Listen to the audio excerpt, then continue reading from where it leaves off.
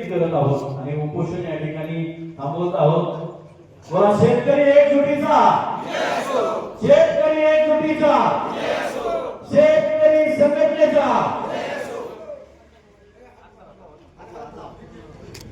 शेतकरी एकजुटीचा, शेतकरी एकजुटीचा, बांगला संघटना आगे बढ़ो।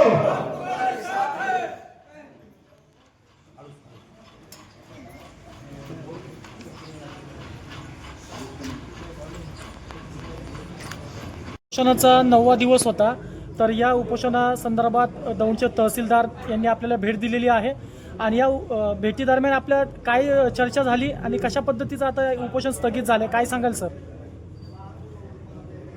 या 9 दिवसात या उपोषणामधील ज्या काही 8 ते 10 मागण्या होत्या त्या संदर्भात गेली 4 दिवस झालं प्रशासन असेल, रयत क्रांती संघटनेचे संस्थापक अध्यक्ष आमदार सदाभाऊ खोत असतील, विद्यमान दौंड तालुक्याचे आमदार असतील, यांनी मंत्रालय पातळीवरती जे काही पुढील बैठकीसाठी आवश्यक प्रक्रिया असते ती राबवण्याचा प्रयत्न केला।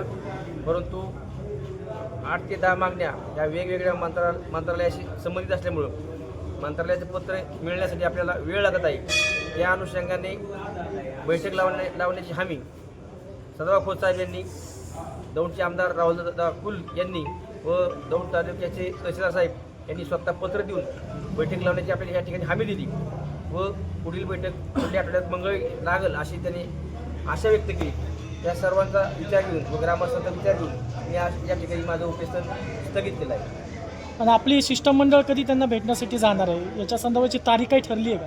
नाही, ज्या दिवशी आपल्याला अधिकृत मंत्रालयाचं पत्र मिळेल बैठकीचं त्यावेळेस ती तारीख कळणं आपल्याला, त्यावेळेस आम्ही शिष्टमंडळ घेऊन कानगावचे मित्र कंपनी किंवा शेतकरी घेऊन जाणार आहोत। मागण्या पूर्ण नाही झाल्या तर पुढची भूमिका काय असेल? मी आत्ताच उपोषण सोडण्यापूर्वी भावना व्यक्त केली की पहिली लढाई आपण जिंकलो आहोत, दुसरी लढाई आपण मंत्रालयामध्ये बैठकीमध्ये जितक्या शक्य होईल तेवढ्या मागण्या मान्य करून घेणे व त्या मागण्याचा GR किंवा पत्र निघाल्यानंतर त्याची अंमलबजावणी होती का नाही ही तिसरी लढाईसुद्धा लढायला आम्ही तयार आहोत। त्यामुळं जर तसं काही झालं नाही तर याच ठिकाणी मी पुन्हा उपोषण चालू करेन। तहसीलदारांनी नेमकं आश्वासन काय दिलं?